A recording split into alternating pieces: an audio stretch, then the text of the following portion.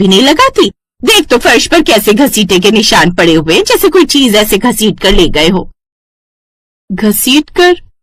माँ जी, ये निशान तो ऐसा नहीं लग रहा जैसे सिलेंडर के हो। और आपको वो वाली बात तो याद है ना, सिलेंडर बदलने वाली? हाँ बहू, मुझे याद है। कहीं ऐसा तो नहीं कि हमारे घर में। माँ जी, देखते हैं निशान कहाँ तक जाते हैं, आज कुछ न कुछ तो पता चलेगा ही।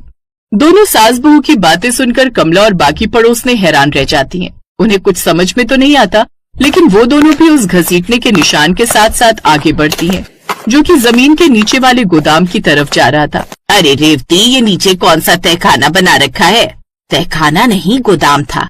पहले विनीत के पापा अनाज का काम करते थे, तो सारा अनाज हम इसी गोदाम में रखते थे, पर ये तो कई सालों से बंद पड़ा है। बंद पड़ा है तो ये गैस की बदबू यहाँ से क्यों आ रही है?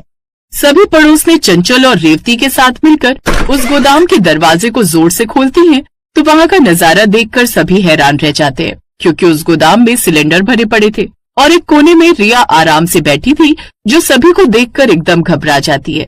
माँ जी, अब भाभी आप? हाय दया, इतने सारे सिलेंडर!